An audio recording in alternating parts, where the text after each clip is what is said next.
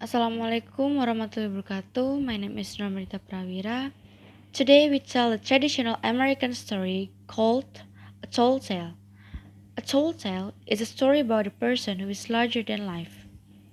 The descriptions in the story are exaggerated, much greater than in real life. This makes the story funny. Long ago, the people who settled in undeveloped areas in America first told tall tales. After a hard day's work, people gathered to tell each other funny stories. Each group of workers had its own tall tale hero. Paul Bunyan was a hero of North America's lumberjacks, the workers who cut down trees. He was known for his strength, speed, and skill. Tradition says he cleared forests from the northeastern United States to the Pacific Ocean. Some people say Paul Bunyan was the creation of storytellers from the Middle Western Great Lakes area of the United States. Other people say the story about him came from French Canada. Early in the 20th century, a writer prepared a collection of Paul Bunyan stories. They were included in a publication from the Red River Lumber Company in Minnesota. It is not known if the stories helped the company sales, but they became extremely popular. Here is Nur Ramadhita Prawira with our story about Paul Bunyan. Many years ago, Paul Bunyan was born in the northeastern American state of Maine. His mother and father were shocked when they first saw the boy. Paul was so large at birth that 5 large birds had to carry him to his parents.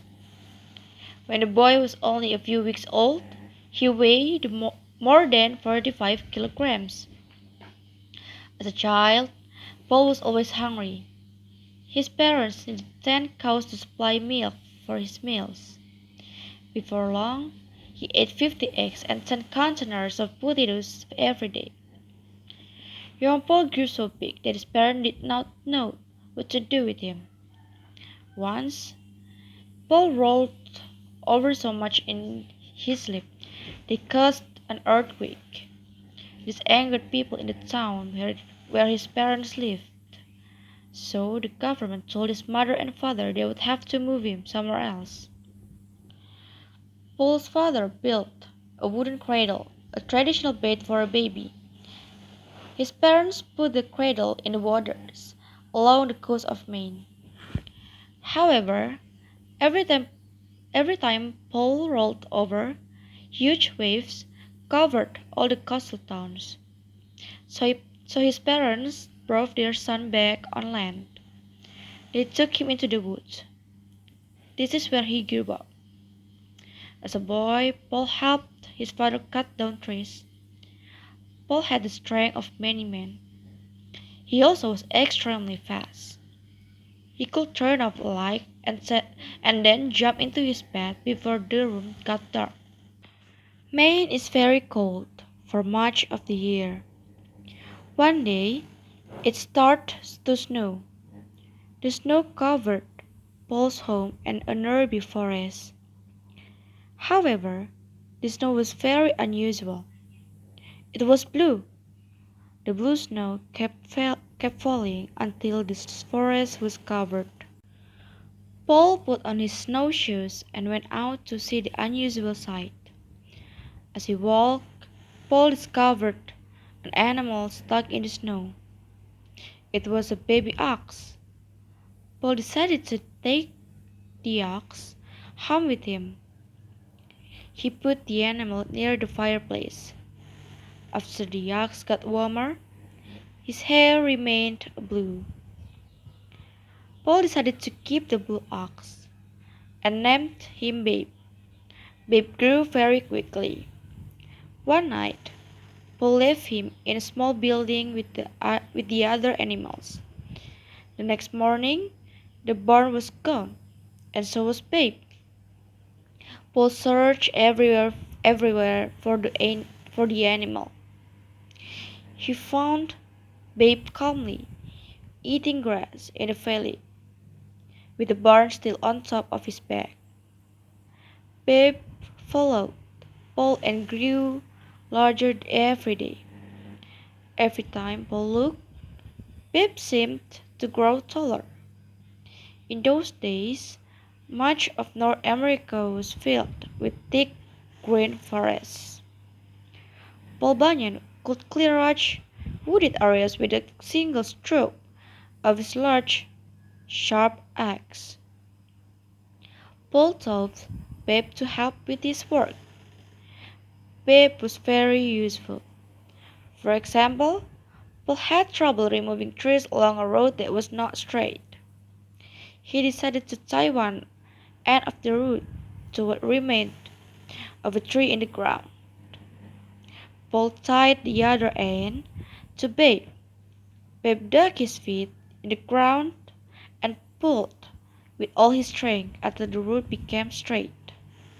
In time, Paul and Babe, the bull ox, left Maine and moved west to look for work in the other forests. Along the way, Paul dug out the Great Lakes to provide drinking water for Babe. They settled in a camp near the Union River in the state of Minnesota. Paul's camp was the largest in the country. The camp was so large that a man had to have 1 week's supply of food when walking from one side of the camp to the other. Paul decided to get other lumberjacks to help with the work. His work crew became known as the 7 Axemen. Each man was more than 2 meters tall and weighed more than 160 kilograms. All of the Axemen were named Elmer. That way, they all came running whenever Paul called them. The man who cooked for the group was named Sourdough Sam. He made everything except coffee from sourdough, a substance used in making sourdough bread. Every Sunday, Paul and his crew ate hot cakes. Each hot cake was so large that it took 5 men to eat one. Paul usually had 10 or more hot cakes, depending on how hungry he was. The table where the men ate was so long that the server usually drove to one end of the table and stayed the night. The server drove back in the morning with a fresh load of food. Paul needed someone to help with the camp's finances. He gave the job to a man named Johnny Ingslinger. Johnny kept records of everything, including wages and the cost of feeding Babe. He sometimes used 9 containers of raiding through the day to keep such detailed records. The camp also was home to Sport, the reversible dog. One of the workers accidentally cut Sport in two. The man hurried to put the dog back together, but made a mistake. He put the animals back the wrong way. However, that was not a problem for Sport. He learned to run on his front legs until he was tired. Then he turned the other way and ran on his back legs. Big mosquitoes were a problem at the camp. The men attacked the insects with their axes and long sticks. Before long, the men put barriers around their living space. Then Paul ordered them to get big bees to destroy the mosquitoes. But the bees married the mosquitoes, and the problem got worse. They began to produce young insects. One day, the insects' love of sweet caused them to attack a ship that was bringing sugar to the camp. At least the mosquitoes and bees were defeated. They ate so much sugar they could not move. Paul always gave Babe the bull ox a 35-kilogram piece of sugar when he was good, but sometimes Babe liked to play tricks. At night, Babe would make noises and hit the ground with his feet. The men at the camp would run out of the buildings where they slept, thinking it was an earthquake. When winter came, Babe had trouble finding enough food to eat. Snow covered everything. Ollie, the blacksmith, solved the problem. He made huge green sunglasses for Babe. When Babe wore the sunglasses, he thought the snow was grass. Before long, Babe was strong and healthy again. One year, Paul's camp was especially cold. It was so cold that the men let their facial hair grow very long. When the men spoke, their words froze in the air. Everything they said remained frozen all winter long, and did not melt until spring. Paul Bunyan and Babe left their mark on many areas. Some people say they were responsible for creating Puget Sound in the western state of Washington. Others says Others say Paul Bunyan and Babe cleared the trees from the states of North Dakota and South Dakota. They prepared this area for farming. Babe, the blue ox, died in South Dakota. One story says he ate too many hotcakes. Paul buried his old friend there. Today the burial place is known as the Black Hills. Whatever happened to Paul Bunyan?